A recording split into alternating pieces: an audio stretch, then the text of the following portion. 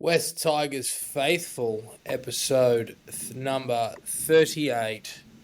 Joe McCord is with me after he has returned back to his native Brisbane after a sojourn to Sydney. Mac, it was great to see you in the flesh, but how are you doing since making your return home?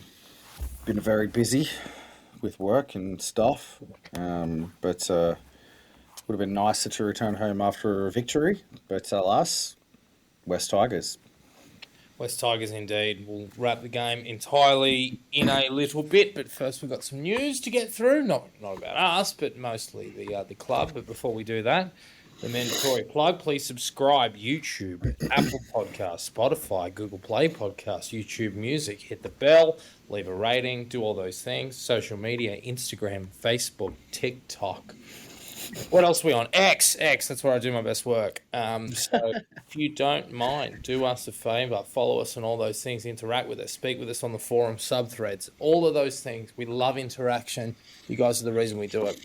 And to anybody who is listening that does tune in via Apple and the like, I want to apologise for the fact that it wasn't uploaded last week. What happened was that we left the stream running for 7 hours and it crashed so badly that ultimately the memory of my computer could not simply comprehend the sheer size of this video file, and ultimately I could not get in to edit it, submit it as an audio file, and out to you great people. So I apologise. That said, I can probably try and get back in the archives and push that out, similar to what I did with the Parramatta Easter Monday one. But nonetheless, let's move on. Some news. First and foremost, Talon De Silva has been placed on the market, or been given permission to negotiate effective immediately, which I found interesting. It all stemmed from the fact that Newcastle, interestingly, despite the fact that they have Jaden Brayley, Matt Arthur, and Phoenix Crossland, made approaches to Talon and his management, obviously Mario Tartak and Crown Sports, about Talon potentially joining the club for the rest of the year on loan. The Tigers were willing to give it credence, the idea, providing that Kai Pearce-Paul was willing, was going to come back the other way. Now we find out that the Tigers have given Talon permission to negotiate, and for 2027, there's 4 clubs in the mix, and there is no guarantee that he is here within a week, given that the June 30 deadline is fast approaching. I have my opinions about this. I'm not particularly happy about it, but Mac, I'll throw to you. I don't know, man. Like, it's disappointing to see Talon. Well, to what seems like see Talon leaving, considering he's like the other best player from the much vaunted Harry Matts team that won the comp. I guess it's just the nature of the NRL, but at the same time, it's like it should be players like this should be leaving better clubs and staying at the bad ones. Like, isn't that how the system's supposed to work? Like, Yeah, we're still the 3-time defending Spooners on a 5-loss streak, like, and we're having to let go of, our best young talent because there's no place for them on the roster. Like, what roster? You know what I mean? Like, is this roster really competing well enough for us to be... I understand the Appy thing. Over the last couple of weeks, as we've kind of been discussing this emerging issue, my perspective on it's slightly changed, because I kind of did a little bit of maths, and, well, the reality is that, like, if we and it appears we have, chosen Appy and chosen not to accept Talon's, essentially his ultimatum, we're probably going to get Appy for 1 year, additionally, to what we already had him. And on form, I'm not sure. I think that the gap between the two is shortening rapidly. So it's a very difficult position that the club found themselves in. And I feel like it's one where we probably made the easy choice, not the hard one, and I think it's going to backfire. I honestly do. I think we will, in the very not too distant future, be looking back at this as a very, very big mistake that the club made. I stand by the fact that we have to show favour to Uppy. He is a more known commodity. He is the captain of this club, and quite frankly, the loyalty that he has showed and the consistency in his game, to me, means that you have to reward him as such. But to see Talon being like his future being expedited is a bit of a concern for me personally. For that timeline to be moved forward is a real worry. And, we can talk about, potential swap deals and using this as leverage in the player market. Like I've seen nothing, unfortunately, these past few years to indicate that anything like that will happen. Jared Haywood, obviously, he's a wonderful prospect who had another great game in Jersey Flag, and I think it's time for him to move up to New South Wales Cup. But nonetheless, if we go into next year without an able deputy in Talon De Silva, I'll be pretty disappointed. I would really have liked to have seen us go about it in a certain way of Talon. You stay here as the understudy in 2026. In 2027, you sign for 3 years. In 27, you go out on loan, whether it be to England or to another NRL club. There's obviously interest for him at Newcastle. I'm sure another club that, wants to win now would loan him. And then in 2028, you come here and you be the dominant hooker and you play the bulk of the minutes. And then in 2029, Uppy is retired and the spot is yours. I just find it quite disappointing when you look at, the likes of Far, Longmore and Pezzett at Melbourne. And I know that we're not Melbourne, but nonetheless, it's really disappointing again to see another young kid that we've developed, looked after, and ultimately, given them a decent path to first grade and developed, looking to weigh up their options. And I understand that it's Talon's right, but to see that entire process sped up is a bit disappointing. Yeah, exactly. You're right. Like in describing the way it would have been good to see it play out, whose fault is it that it didn't play out that way, if not the West Tigers administration's? I think everyone's got a case to answer for here, right? I mean, like, ultimately it's a business decision, and like what you're describing is what would have been in the best interests of the club. It's up to the club to prosecute its business decisions and be persuasive, and it obviously failed to make a business case, much like it failed to make a business case to Lachlan Galvin. So, that's how I see it. Talon De Silva decided that his business interests best lie elsewhere, and so did Mario Tartak, and so did Lachlan Galvin, and so did Isaac Moses. And at a certain point, until we as a club are able to make a better business case, that's going to continue to happen, I'm afraid. The truth is that Talon De Silva in his current form is probably a better hooker than some hookers starting in the NRL, even if he's not that great yet. Because truly elite hookers are not exactly common on the market. Like there are some clubs that are running around with journeymen playing 9. Other sort. Jake Simpkins started many games at 9. Is he better than Talon De Silva? I question that. So Talon De Silva isn't exactly overvaluing himself by valuing himself as a potential starting player at other clubs. He frankly is, and that's already the case. And by this time next year, he'll probably be a pretty good starting hooker at other NRL clubs. So I don't think that Talon De Silva's done anything wrong here, aside from, it probably interesting to look back on some of the remarks Appy said about Talon in the preseason now, in retrospect. So I remember Appy literally in the media saying, Talon's already better than me.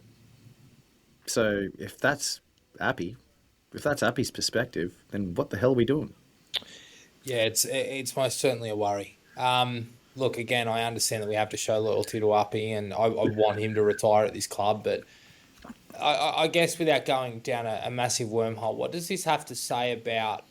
And Talon's within his right to test the market. He's well within his rights to go and find what's out there and to see who's willing to give him starting nine. But is there anything to say about loyalty or self entitlement of these juniors at this club right now? Again, I I think maybe sometimes, but like you can't if it continues to happen and the common denominator is the club, right? You know, the individuals, the common denominator is the club. The club's not managing to build a culture or you know, a brand, a business that these kids seem to want to take unders to play and stay at. And that comes down to the front office and the coaching staff not creating an environment where they feel like it's in their best interests to stay. Lachlan Galvin left for $400,000 a year less. I mean, he's got TPAs, but he would have had TPAs here. So Talon De Silva, you know, his decision was a little bit more financially motivated. I think he's probably going to get more money elsewhere, but not substantially so. So again, I mean, you know me, like, you know, I don't say things without thinking them through. Like, I can't blame the players. I have to say the club is to blame here. Like, whatever Benji Marshall is doing in that playing group is working for some, but not everyone. It's working for some players, but not others. And as a fan who isn't a fly on the wall, it's very easy to side with the club in certain situations, like with the John Bateman situation, David Clemmer, Lachlan Galvin. But now we're seeing a player who you said not very many weeks ago, oh, he'll definitely stay here. He bleeds black and white. Like you. Yeah, true. Yeah, you can probably pull out the receipt. We're saying, you weren't wrong, right? Like he is a diehard. Campbelltown Junior, like he's a diehard, and he's gone too. So yeah, what's happening? What's happening in this playing group? Like it's only so many times that you can see certain situations like this unfold before you start to go, well, you know, how are the players treating other players? Are the coaches being dismissive of certain players and favouring others? Is there something to this? Like, because it seems like the pattern is starting to form. There's certainly questions to be asked. I would like to think that this is simply just talent looking for opportunity. But you look at, obviously, he is friends with Lachlan Galvin. We all saw a lot of the post-win images in the dressing shed when Galvin's future was up in the air and we'd played Redcliffe, and it was one of I think it was Billy Callaway at the time, who's also since left the club, and Lachlan Galvin and Talon all sat there while the rest of the team were out, you know, still on the park. You know, maybe that is part of it. I really don't know, but there is something to think about, and I get where you're coming from. I really do wonder, but at the same time, you know, we also have quotes on the record from people like Shane Richardson and Mario Tartak simply saying, "Talon just wants to play first grade." And well, it's not just Talon and not just Lachlan. It's just that those are the two that are the highest profile because they're already in the NRL.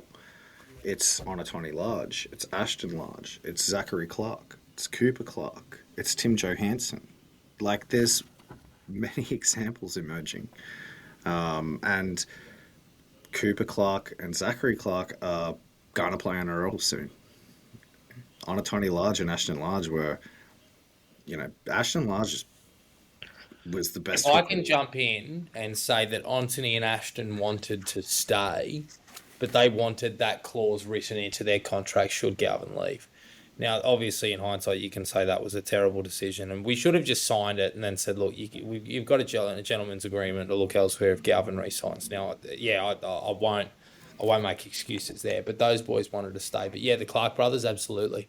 It's just another example of the the club, like I'm starting to feel like Shane Richardson talks a big game, but when it comes to walking it, maybe he's not who he used to be because there's some mistakes being made.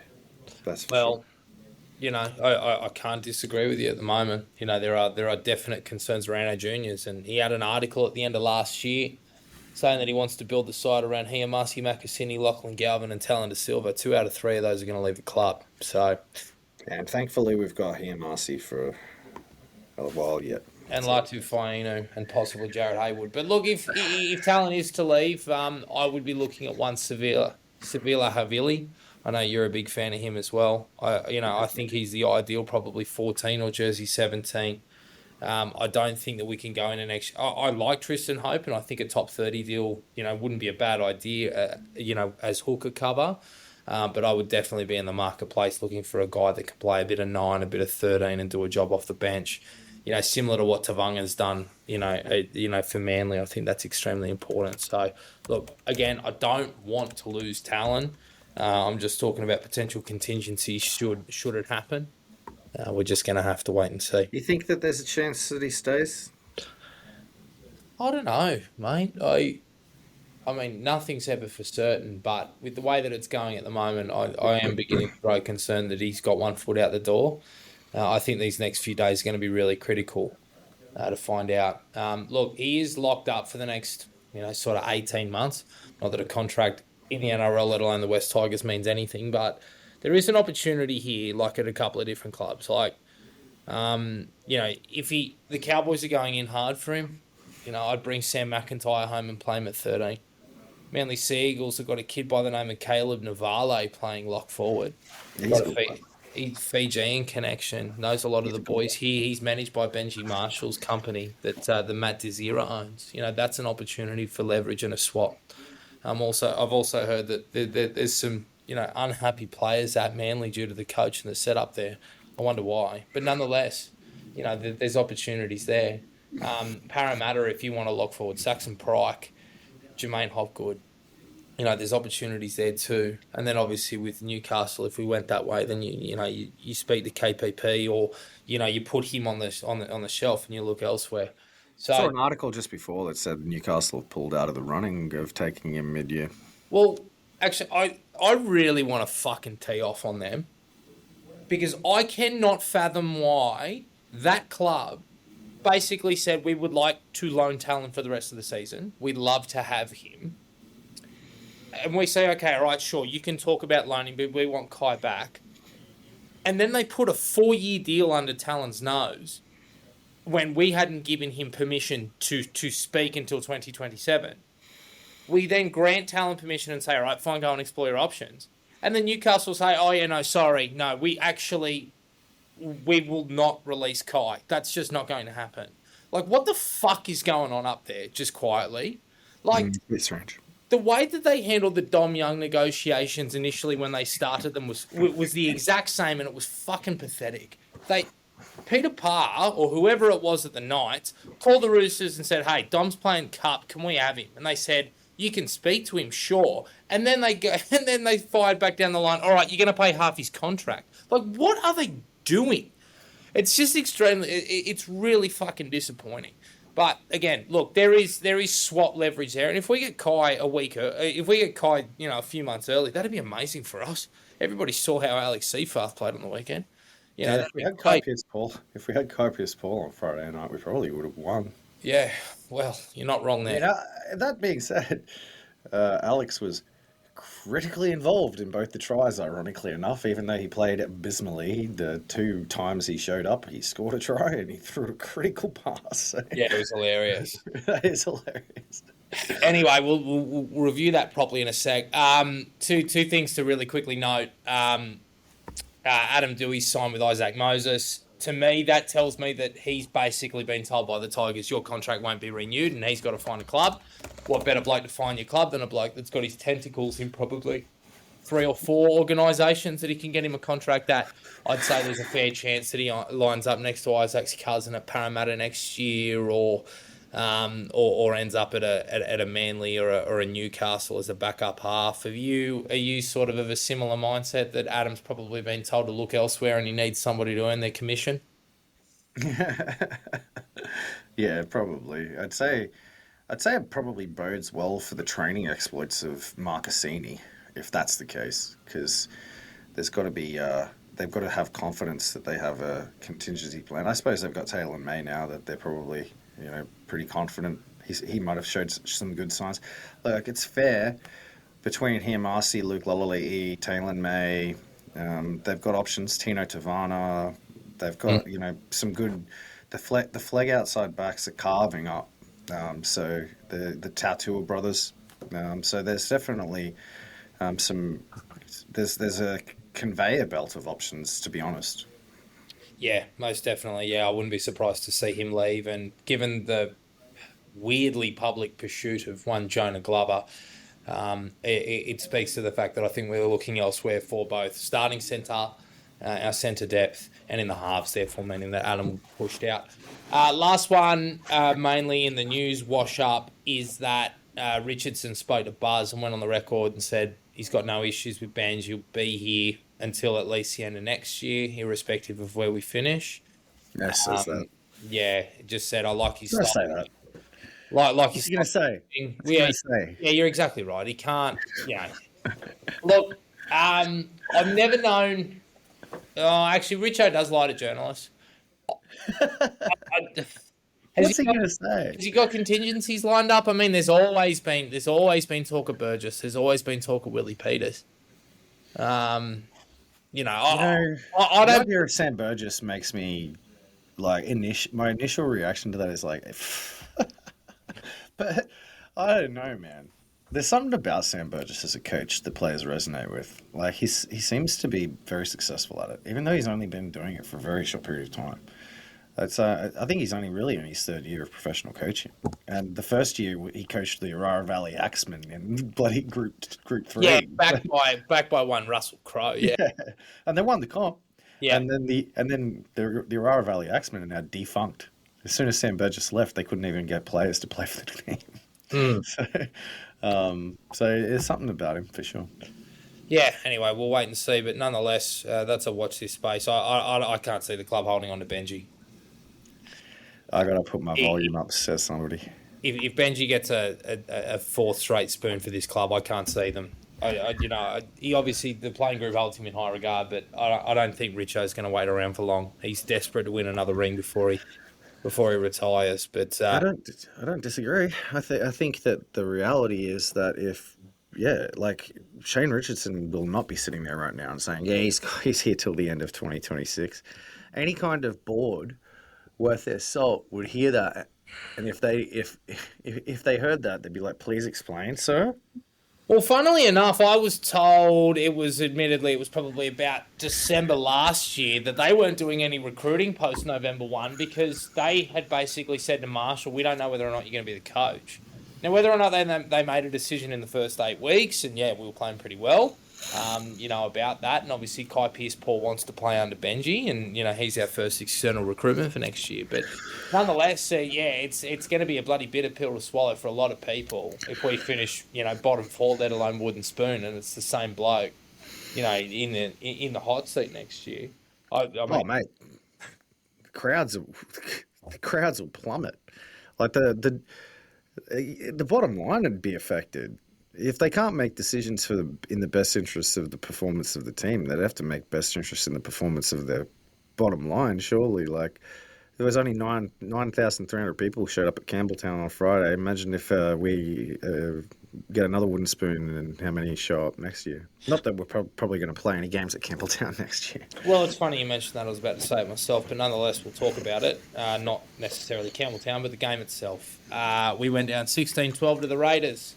Here are some metrics in which we were better. Possession, all run meters, post-contact meters. We were even on line breaks. We had more tackle breaks. Our set distances were longer. We had more kick return meters. Our play-the-ball speed was faster. We had more offloads, more receipts, more total passes. We had 71 dummy passes to the Raiders' 8. 71 dummies to 8. Yep. Same amount of kicks. Canberra kicked for more, but obviously with a longer set distance, you don't have to kick as long, although Fogarty is a great kicker of the ball. We forced more dropouts. Our tackle efficiency percentage was better by a factor of 5%. We made more errors. We conceded more penalties. I think that probably begins to tell you the story. I'm a little bit perplexed by that dummy stat. Yeah, a lot of second phase, I think, and 71 dummies to 8. Maybe they should start passing the ball. Maybe they're missing a trick. Latu Fine who does. Is that what's doing that? Heath Mason dummies and runs a lot too, doesn't he? Maybe that's part of it. Anywho, And Jerome Lua. Yeah, that's right. Look, forget the stat. That stat. If you were to look at the majority of those stats and the key metrics, you sit here perplexed. But you watch the game and you can begin to get a bit of an idea. It is as simple as the first 30 minutes, we were not at the races. The Raiders had done their homework. They went after our right edge defensively. They came up trumps. That was where they scored points and scored points quickly. There were some crazy breaks, some crazy sequences of play, and we did not get our shit together in attack until midway through the second half. It's a really, really frustrating one because I know a lot of people sit there and are tearing their hair out about Latu being on the bench and Talon not getting a minute and everything like that. I think we are trending in the right direction. It's just really, really disappointing and frustrating to sit here after 5 straight losses, 2 buys built into that, and sit here and go, we're building to something. I know that everybody is sick of hearing it. And we desperately need a win. This is not easy sitting here every single week and doing this. But where there's life, there's hope, and there was plenty of life, particularly around our halves combination. Yeah, it's not easy, and I want to ask the audience today to say thank you in the comments to Jared, because he stays positive through so much turmoil. I think the public service that Jared and to a lesser extent myself offer needs to be, something. Anyway, commended. I think that the NRL's a funny game sometimes. That was a 2 halves game, and if Samuel Afanu's try wasn't a full pass, we win. So, if Samuel Afanu's pass try wasn't called back for a forward pass, are we still upset? Yeah, so one forward pass. I can't believe that Adam G did not go to the upstairs referee with the buller short. Apparently, I was disappointed that we didn't get a look at that at slow motion because I think he would have went closer than what the match official thought. It was on the line. The question was whether or not it was a double movement.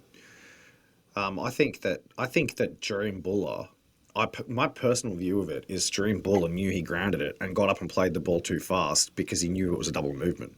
That's what I think.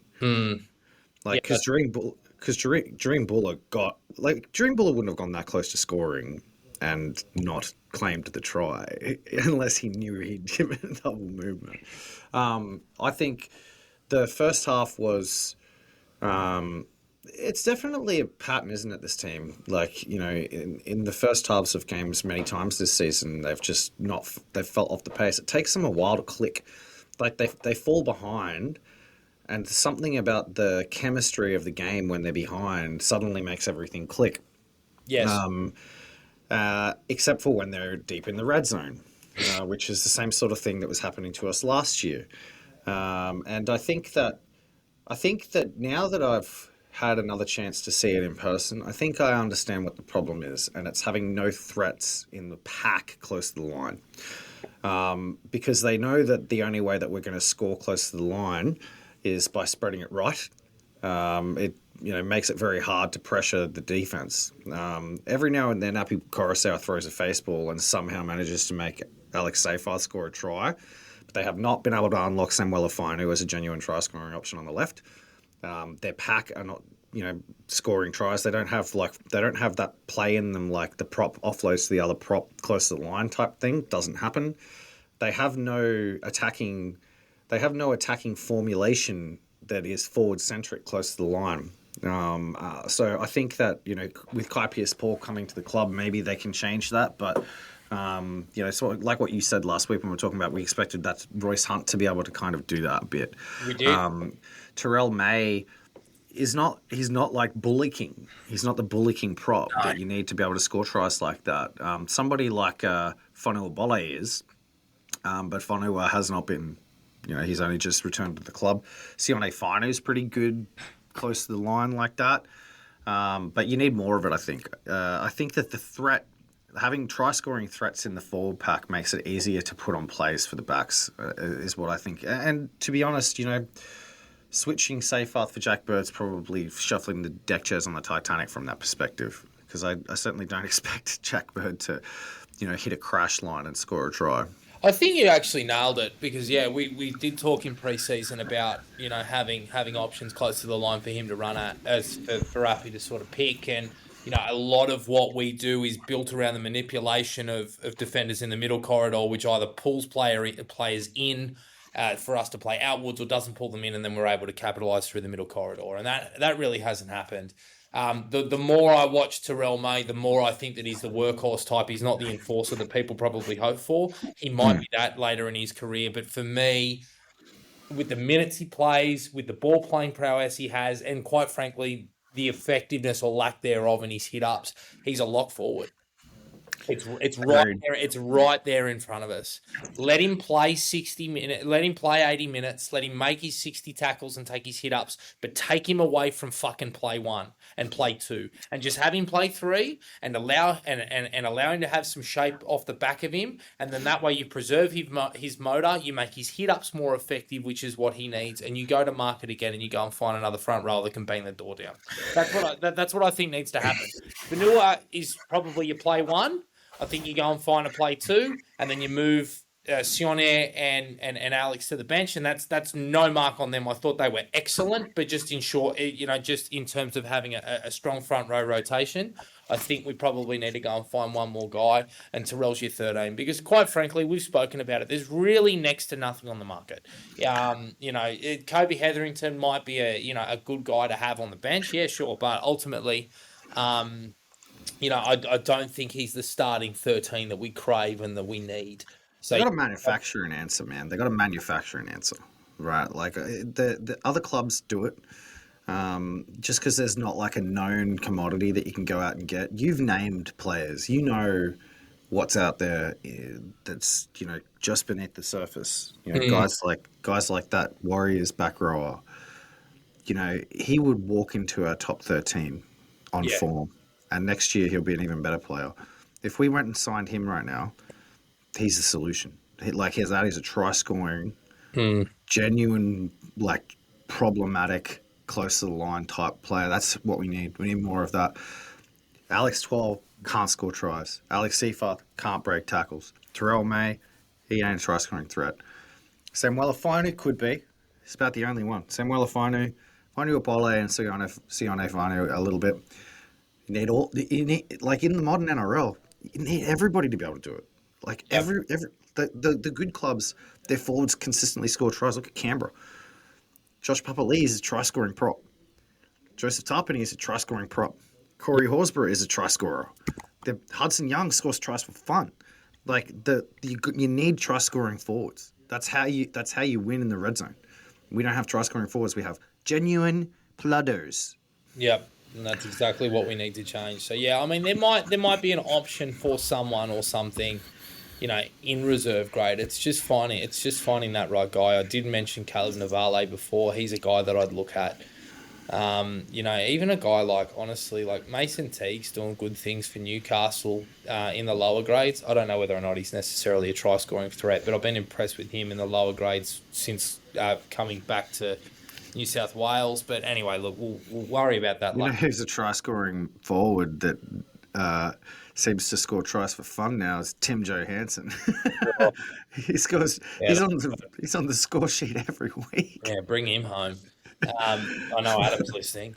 Look, anyway, I agree with you. In order for this red zone to really work, yeah, we've got to try and find try scoring threats, and I think outside of Fanua Bole, we don't have one. What I will speak to, because we'll talk about Heath Mason in a little bit when we preview the Manly game.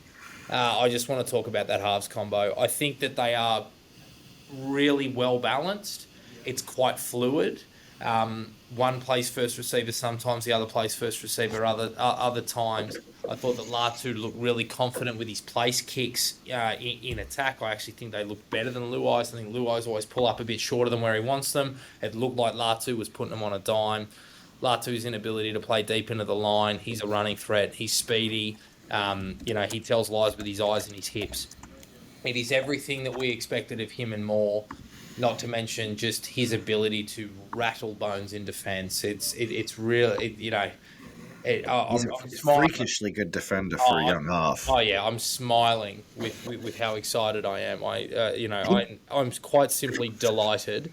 But at the same time, this is why we have to be patient with him, because if we can get him up to full match fitness and give him the time that he deserves, my God, a rival podcast, right?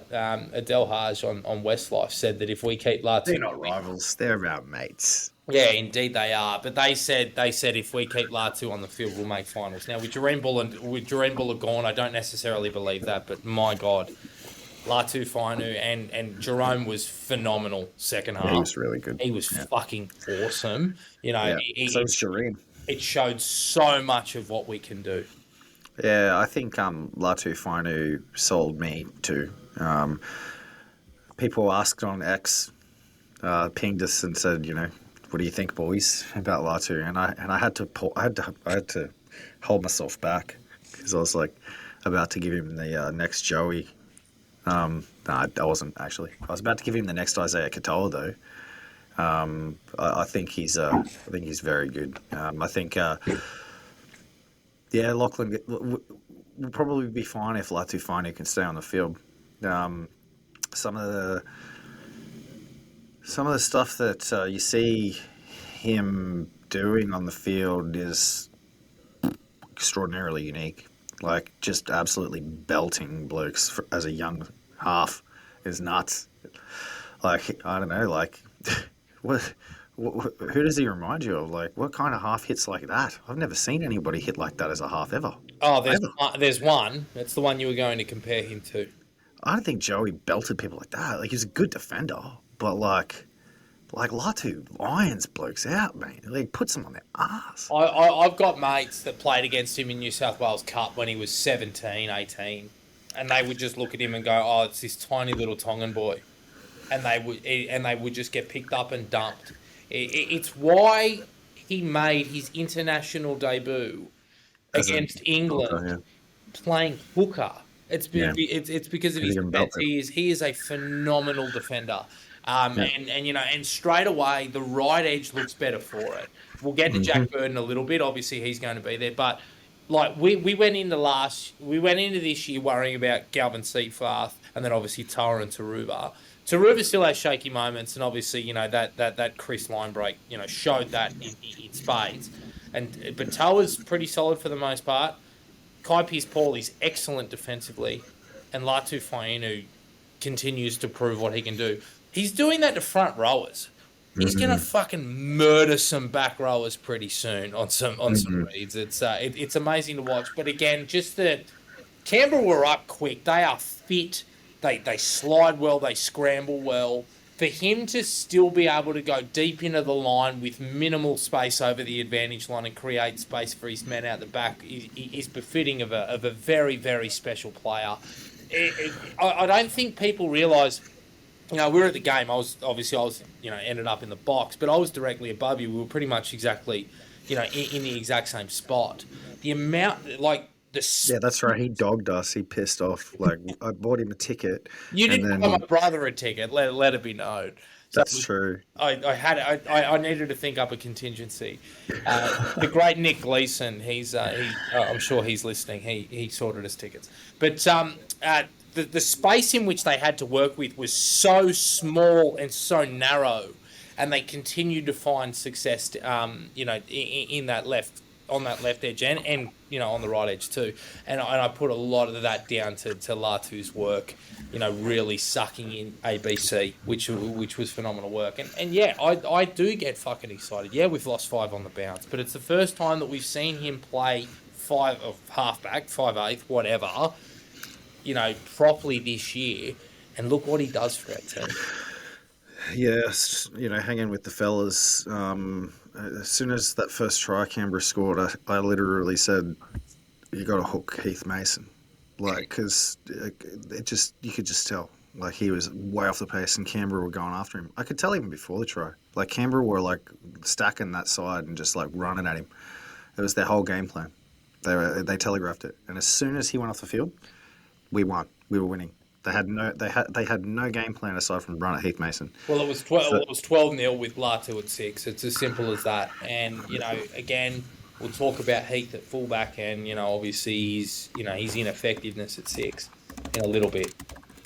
Yeah, sorry, Steph's just laughing about the fact that you had a box at Campbelltown Stadium, I think.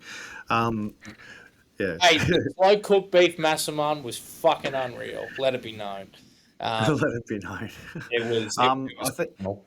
I think that the Tigers are at that unfortunate point where they're now trying to figure out how to play instead of playing. You're on the run, and that sort of really becomes apparent when they're deep in attack, and you can see because instead of doing the you never see them, taking a run from dummy half to try to score a try or anything like that, right? They're very much focused on putting on the play that was planned for, which seems like a symptom of every player looking for somebody else to make the play, right? There's all a lot of shipmates and who's the captain right now. I would expect Api Coruscant to take a lot more command around the red zone, but he's shuffling the ball on, and I wonder why. Because he's deceptive from dummy half, and he can put on tries. When was the last time he put on a try assist? It's 2 months ago. I don't know what's going on. All we need to win most games is one extra try, man. We've lost three games in a row by 4 points. How hard is it to score one extra try? Yeah, when you have that much red. So close. When you have that much red zone ball, look at how just I don't know, get Fonny or Bolle to pick the ball up from dummy half and just barge through somebody's legs and hope the bunker fucks up. You know what I mean? It's not that hard to put the ball over the line. They're overthinking it. And I think Latu Fainu is going to make that worse in some ways, Jared, unfortunately, because now they're going to feel obligated to try to fold him into the shape and put him on a pedestal and highlight him. And I worry about that. But at the same time, he is extremely talented. He's a very good defender. And, I think that in the medium term, as long as he stays on the field, we'll be a completely better club for sure. Absolutely. Anything else you want to touch on? I thought Sione was excellent. I thought Alex Twal and Fanua Bolle, both back from injury, improved us heaps. We went toe-to-toe with what a lot of people rate as one of the better forward packs in the competition. I thought apart from some defensive work, Sonia Taruva was pretty good. I thought Adam Dewey had a very good game. Yeah, I thought he was wonderful. Obviously we talk about Adam for the future, but some of those lines that he ran down that left edge were excellent, and very involved too. Yeah, he was. I do wish that he played outside to I think it was Skelton, as opposed to Twal back on the inside. It was Buller, dude. Right? Oh, it was. It was Buller. Yeah, you were right. I think Adam Dewey. He loves playing in Canberra. The last time he played good was against Canberra. He's got a problem with KO Weeks. He sees KO Weeks on the other side of the field, and he's like, I'm going to make him my bunny. Yeah. Imagine being KO Weeks and having imagine being KO Weeks and the one player in the NRL that you line up against that just has your number is Adam fucking Dewey. Literally. Yeah, Can you imagine? It's like, oh god, I have nightmares about Adam Dewey. yeah, it's a crack up. Nonetheless, What do you mean skeleton will be a big loss? yeah, Skeleton? Scott, you're gonna have to explain that to me. I'm sorry. I think you meant. I think you might have meant Buller. Yeah, I mean, I'm hoping so. I don't think we can deal with another injury in the back line. Look, it's fine margins right now. As Blaine points out, with 3 points out of the 8, and if Galvin holds onto the footy and the pass to Samuela goes backwards or isn't called up, we're in the 8. But at the same time, we're also staring at 5 losses on the bounce, and there's some games that we won earlier in the year that had we played other opposition or other things didn't go our way, we lose. It's been a topsy-turvy season, yeah, and I absolutely see improvement, and I have reason to be optimistic. But I also sit here and we're now 5-9 after being 5-4 after 9 rounds, and yeah, it's I am losing my sanity a little bit. I will say, I haven't been confident in many weeks. I predicted a couple of wins, but with no confidence. I'm very confident that we're going to win this week. I think I have a vibe. The vibes here. The quantum field feels like it's collapsing around a win. Wonderful. Well, let's talk about it. Friday, 6 p.m., which is a very West Tigers time slot. We never get that time slot because Fox seems to love us. But nonetheless, Friday, 6 p.m. at Brookie. The main team change is the fact that Jareem Buller is out with a hamstring injury. The most Tigers fucking thing happened ever, listeners. The last kick of the game when Jerome put that grubber through, when reaching down to retrieve the ball, the great Jareem Buller pulled his hamstring and he is now out for a month. At a time when, again, it was, we're really turning for home. And it seemed as if, we would probably string a few wins together. That probably isn't going to be the case now. But nonetheless, this is a winnable game for a few reasons, which we'll talk about. Heath Mason's at the back. Look, it does simplify his job. The only question is the high ball. That's what we're extremely worried about and have been so since the outset. I'm not worried about his ability to marshal the defensive line. It's just the aerial raid from Daly Cherry Evans and their subsequent their chasers. Lehigh Hopewadi's phenomenal in the air. Tom Trebojevic, despite the fact that he's broken down, he's also very good in the air. It's going to be quite the aerial assault for Heath. But if he can manage that, I'm pretty confident we can win. And why is that? It's because of the... Manly suck. Well, yes, there's that. There's the issue with Theobald. But listen to this forward pack, bro. Matthew Lodge, Jazz Tavanga, Siasiwa Tokeaho. Last time I saw him, he was in an aged care facility. Corey Waddell, Ben Trebojevic, the Nepo boy, and Jake Trebojevic. That is fucking terrible for a starting pack. It is right there. If there is a time for this side to wind up and layer up within that first 20, it is now. Because, yes, they have Bullimore and Brown and Sipley on the bench, all of which are good impact players.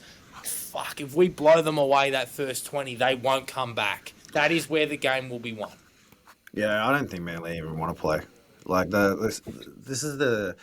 It's been a while since we played a team who, like, you look at and genuinely be like, nah, that team sucks. Like, Penrith are the 4-time defending premiers, right? Like, who cares if they were below us on the ladder at the time we played them? Like, it's Penrith. Canberra are, like, in the top 4. Like, every team that we've played has turned up. And so have we. This is the more to the point, right?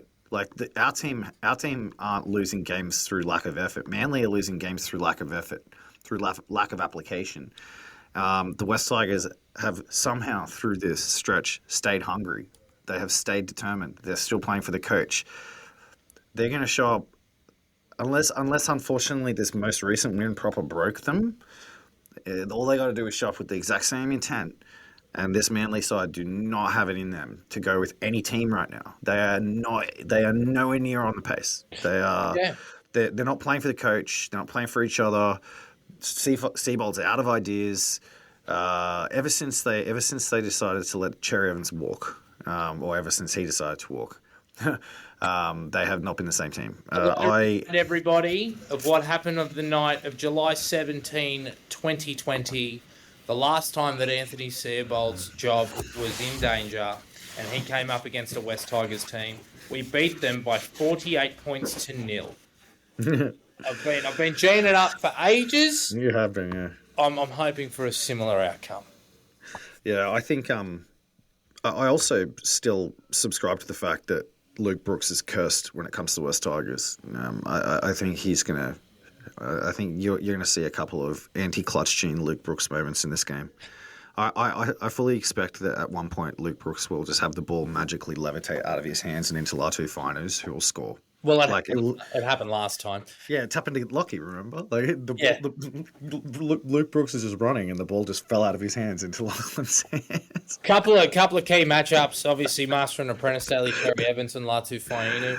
But the main one in the centres is the stoppable force versus the movable object, Tom Trbojevic and Adam Dewey. How are you feeling about Turbo in the centres? Look, he obviously doesn't have the motor to play fullback anymore. His body's broken down, but obviously I think they're going to treat him a little bit like Latrell when he plays left centre for the Blues.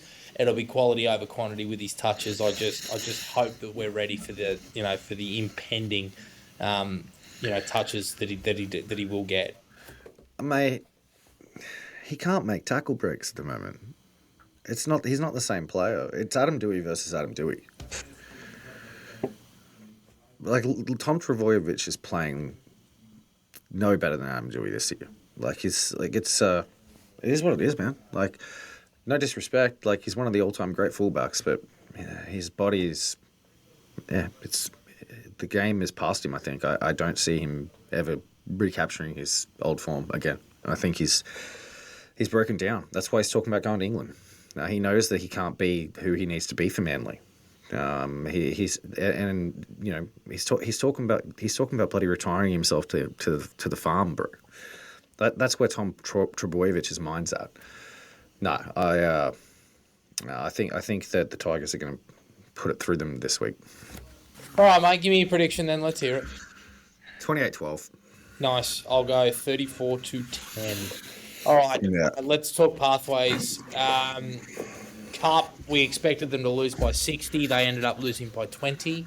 But I don't think that gives you the full story. Now, St. George came out of the blocks. That man I mentioned earlier, Jonah Glover, had a hand in a few tries.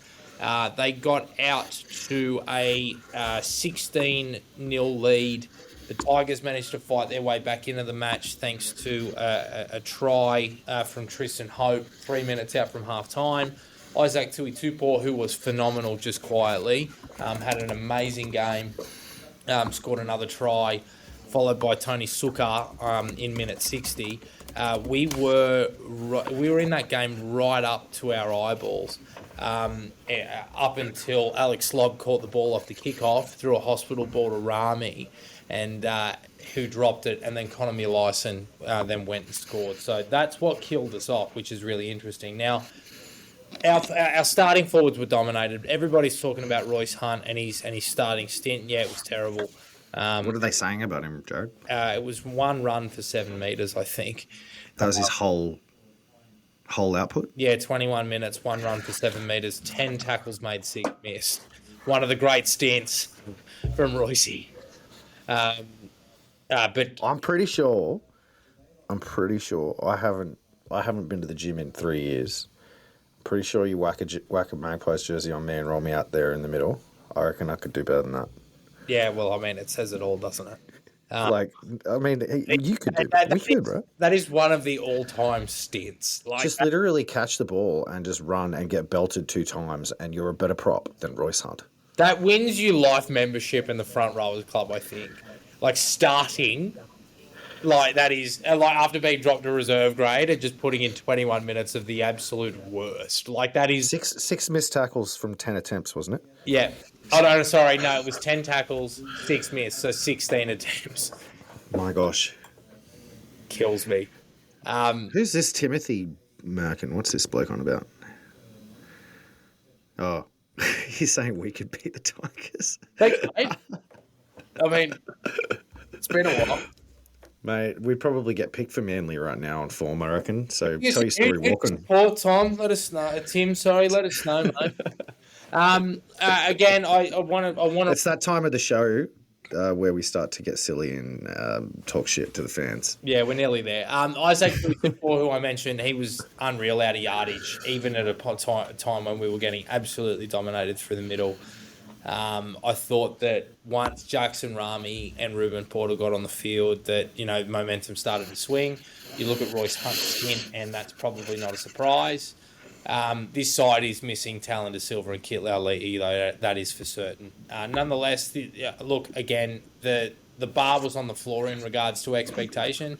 I'm not surprised, that we were beaten comprehensively. But, if we managed to get back in the grind off that third try that we scored, things could have been different. But nonetheless, we roll on.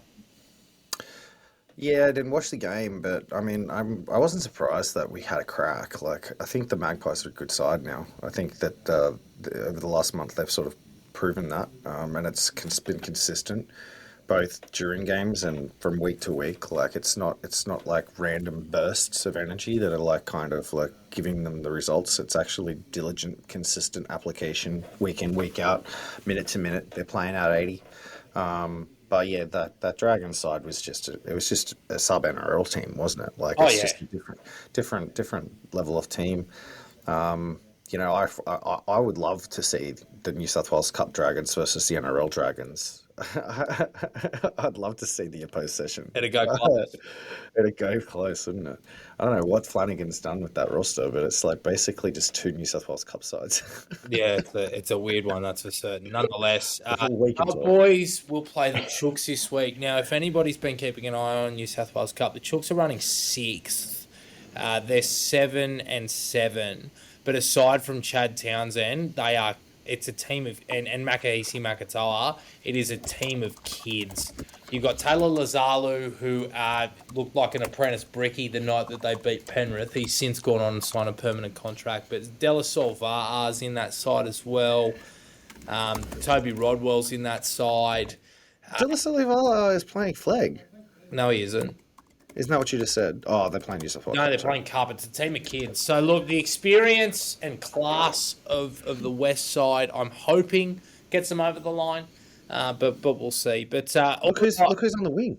All eyes will be on one. Yeah, Trey Penny, I saw that. All eyes will be on one Taylor May making his return.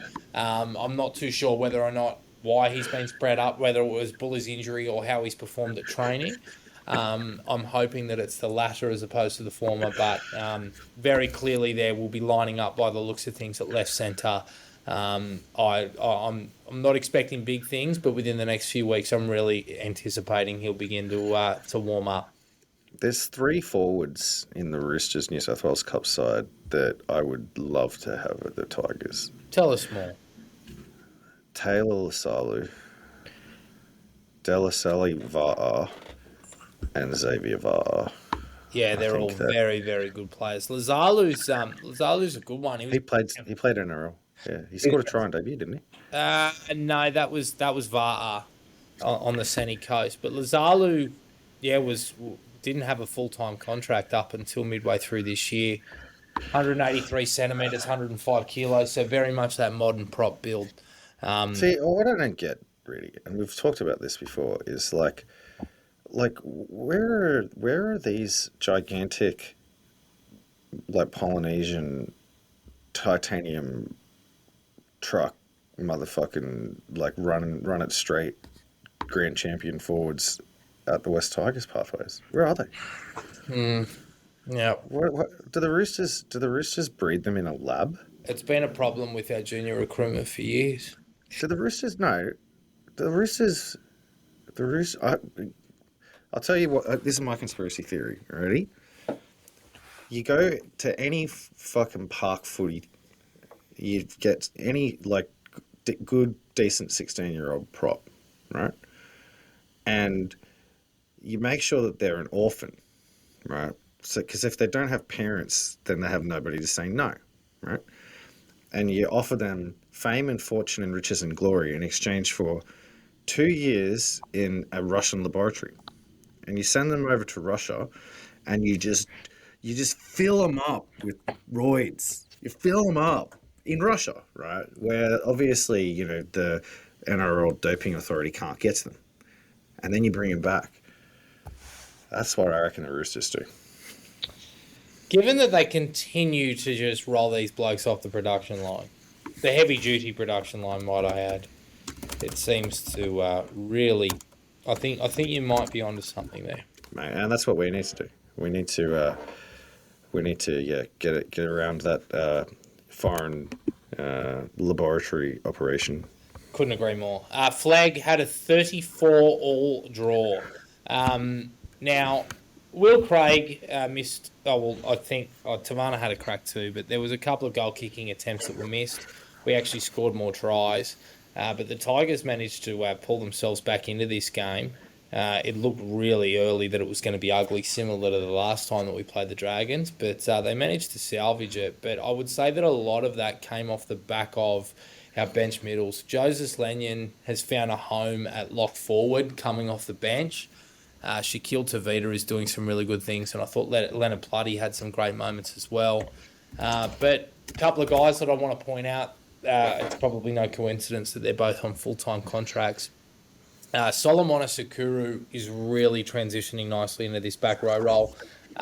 He picked up the crumbs on a couple of kick errors made by the Dragons and scored one and set another one up for Will Craig. But the try that he scored where he was turned back on the inside from Iverson Matai just speaks to like the skill. Actually, no, it was a hole off a short pass. My apologies. I was thinking of the week previous. He's really taking to this nicely, and I think there is some real hope that he can be, the player that we all know he can be in that position. And finally, Jared Hayward, just his control, his IQ, his ruck identification, the time that he has, his deception, his ability to manipulate defenders in the ruck. I mentioned at the top of the show that I think he's ready for State Cup, and I say this because it's really time for him to test his footballing smarts against men. Test his might. Is that what you think? Yeah, I have some weird questions about Solomon Sakuru. Isn't he in the top 30? Yes, he is. Why is it that they're being so patient with his development and letting him, ply his trade and, learn and out of sight, out of mind when he's already in the top 30 and they're like rushing to pick Kit Lallee as every bloody opportunity they can? I don't understand. Like, it doesn't make sense. Is it that they don't rate Solomon Sakuru? Because I feel if they rated him, that they would be doing the same thing, forcing him through and like overexposing him. Because that seems to be their model. I'm curious, man, because Solo played cup last year and he played a bit of centre and played a bit of wing, and it was clear that he just wasn't up to it. Like, just his lateral movement, and look, he was obviously clearly unfit, and that was backed up by the breach notice that he copped first week of preseason for this year. But I think it's clear that they've put him down there because, one, obviously the depth, but two, they're giving him more time down there to get used to the rigours of playing in the back row. He's really showing his worth there. I'm really curious to see where he sits amongst all of these back rowers. Lachlan Broadalow is on a development contract next year. He's actually gone backwards since the start of the year, if you want my opinion. I don't think he's in. I don't think we're looking at the same player that we were at the beginning of the season, where he was just far too good for that level. As time has gone on, Solo has become the weapon of choice on the edges, and he's been excellent. I don't really know, mate. I think that Kit would probably benefit from some time in the front row down in Flegg as well. If we're going to talk about giving players time and opportunity to redevelop in certain positions, and I don't understand why they aren't doing it with Kit. Kit had a great game the week previous in Cup against Manly. But thank you, Ian. That was very nice. But nonetheless, obviously they're going to do what they're going to do with Kit. But it's really refreshing to see Solo improve. Yeah, I agree. I think he looks really fit. He looks big. He's strapping. Runs hard. He can hit. it's good. Like it's less to me. It's less about me thinking that they're doing wrong with Solo, aside from potentially like having him in the top 30. I think he's exactly where he needs to be right now. But it's just weird how they're treating him differently to, some of these other players that they rush through and like overexpose and don't seem to be wanting to be patient with. When he plays a position that we have weakness, he plays a position where you would think that they would be like desperately trying to like manufacture a solution. So beats me. I don't know, maybe Solo doesn't advocate for himself quite as much as these other guys. Maybe his agent's not like blowing up Benji's phone or something. I don't know what it is. There's something different about the way that they're progressing him, in my opinion. Yeah, quite possibly. Just another couple of quick things. I think Iverson Matai continues his good run of form.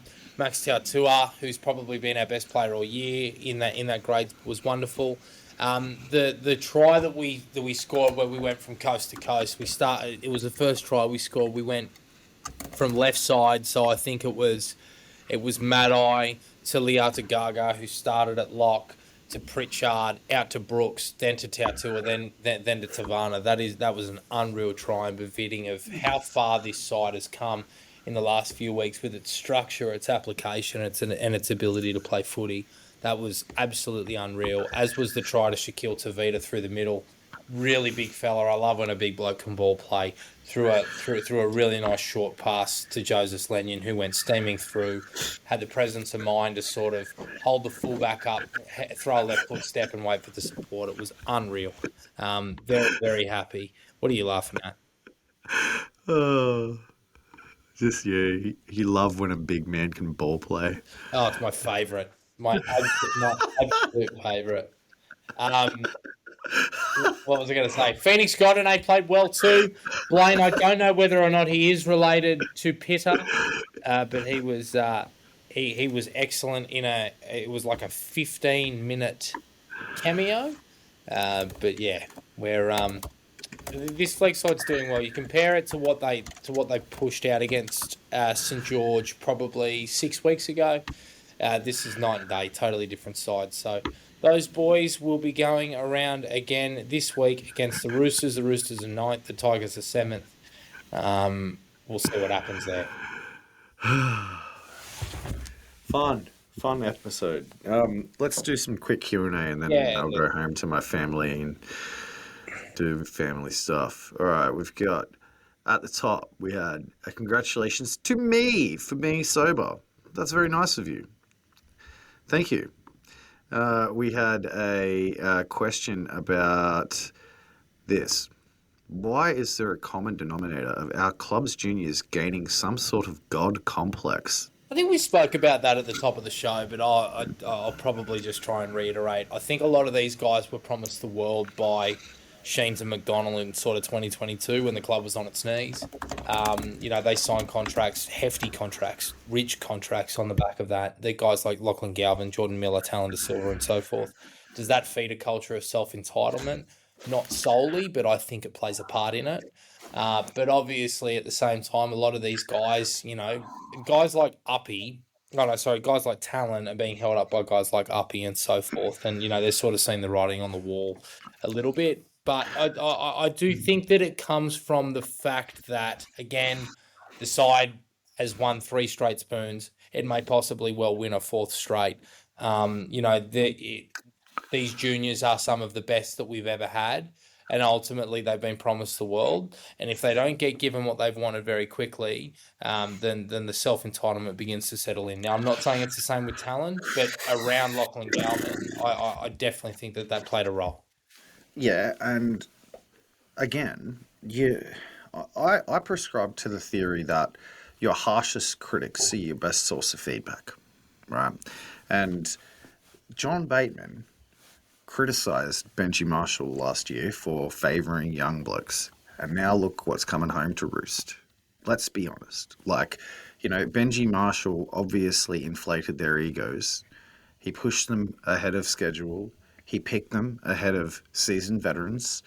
And John Bateman called it out. He called the spade. And look what's happening. Look at the results. At the time, it was very easy to be like, what a sourpuss. But now we're asking the questions of why do all of our juniors have a god complex when we have documented a player saying that the coach blows smoke up their ass. Now, I understand that there's a need to build their confidence, but not at the cost of the the morale and the credibility of your senior playing group either. Managing multiple egos, managing different age players at different levels of maturity is not an easy task. It's not easy to manage people. It's not easy to manage a team of 4 people, let alone a playing group of 30 plus the extended extra 60. It's very challenging. It's probably partially caused by the fact that Benji Marshall is extraordinarily inexperienced. He didn't get a chance to see it from the coach's perspective, what it's like to actually have to be responsible for managing the egos and all of those players. He's only ever seen it from the player's perspective. Maybe he doesn't know what he was getting himself into. The most important thing when you're in that situation is that you take the time to explain your perspective to everyone, because that's what men do. That's what you're supposed to treat other people with respect and dignity. If you feel like you're left out in the dark and you're not aligned to what he's thinking, and he's blowing smoke up the young players' ass at the cost of your career, it causes things to fester. So there's two issues that causes.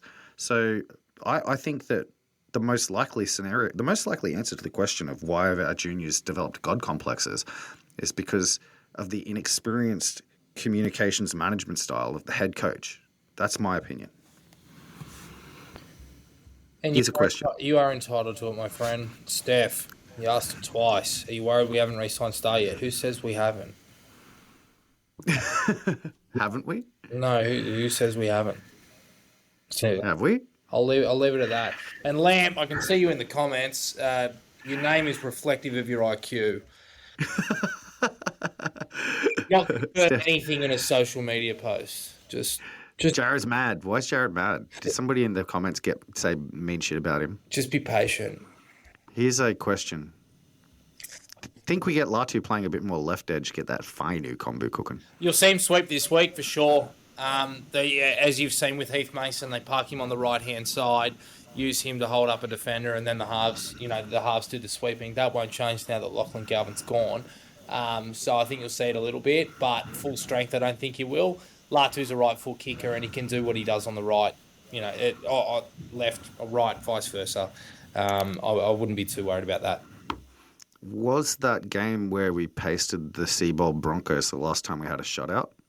Great question. Quite possibly. I can do some sleuthing for you while you answer some other questions. Yeah, okay. Clayton asks, how good is that Magpies backline this week? Pretty good. Pretty bloody good. Next question. Where is Reedy's Queen tribute band playing next? The Sherwood Hotel. The what tribute band? Your Queen tribute band. Yeah, I can't do Freddie. I was a shitty vocalist at one point in my life, but not on Freddie's level.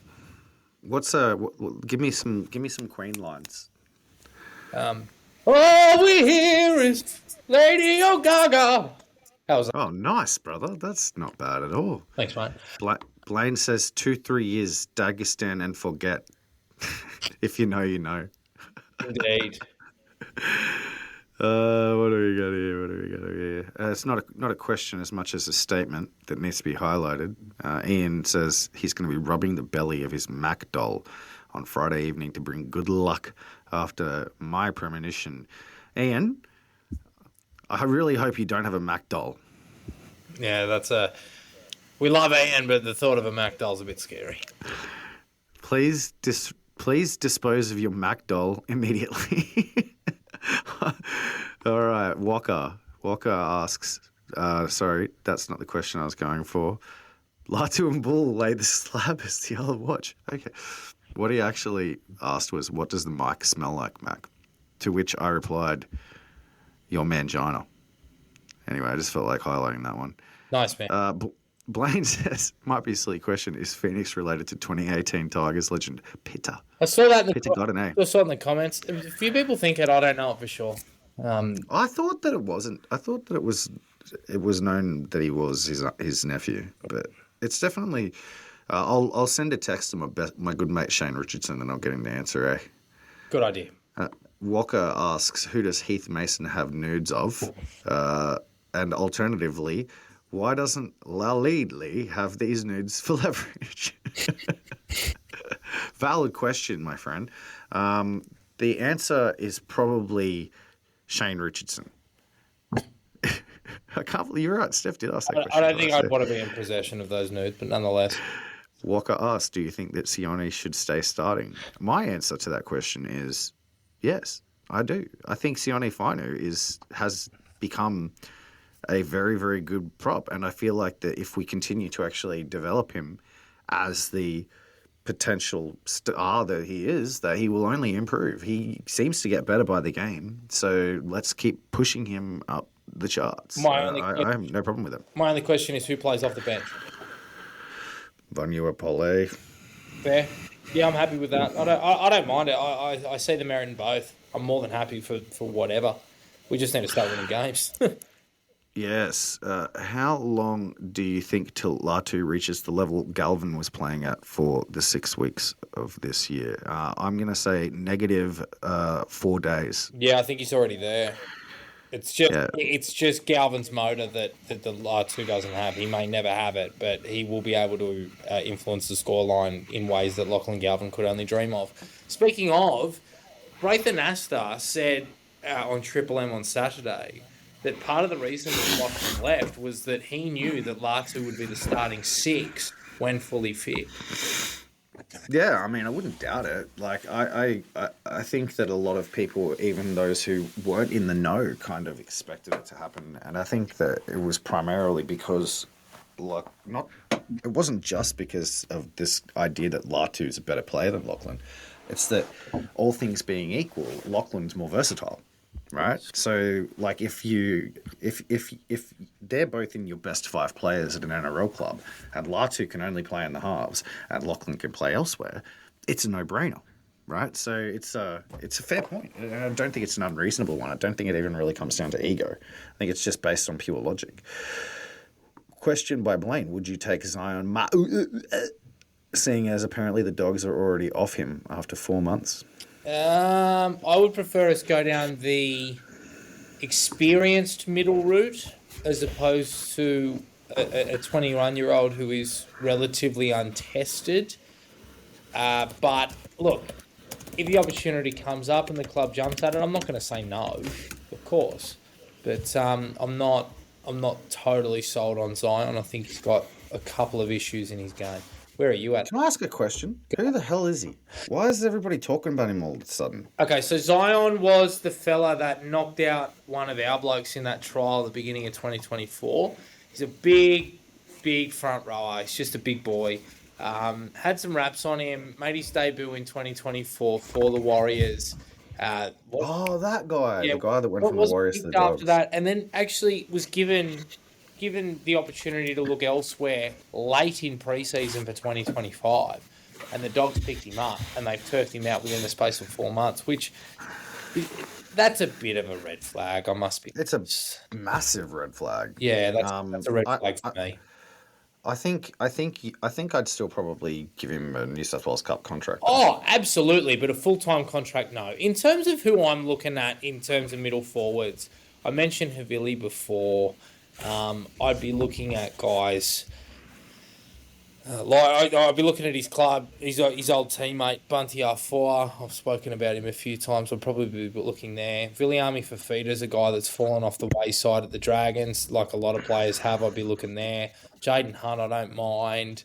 Those sorts of guys are the guys that I'd be looking at. I think obviously Mark Nichols, if he's available, he'd be great. Something has to give there at the Dolphins. I think I wouldn't mind him as an experienced campaigner. Those are the sorts of guys that I'd be looking at. So as it turns out, Lamp supports a club that was so shit that they don't even exist anymore. So his opinion is worth 2/5 of fuck all. Nah, Lamp's been nice. Go easy on old Lamp. He's not being nice. He's being a dick. Nah, he was asking if I'm the GMO. Some Yeah, I know. Are you? No, I'm not. I'm not that guy. I think I know the one he's talking about, but I I don't think that that was him trying to be nice. Anyway, I think that that's a wrap, really. indeed that is episode 38 of West Tigers Faithful. We have manifested a win this week. We'll continue to do so in the weeks that follow. Uh, May we all celebrate a win this time next week. This is my manifestation ritual. Because by God, we need it. Stay safe out there. Stay warm. We'll see you next week. Oh, by the way, Campbelltown's a hole. Terrible, terrible stadium. Cold as shit. I hope we never play there again. Sucks. Goodbye.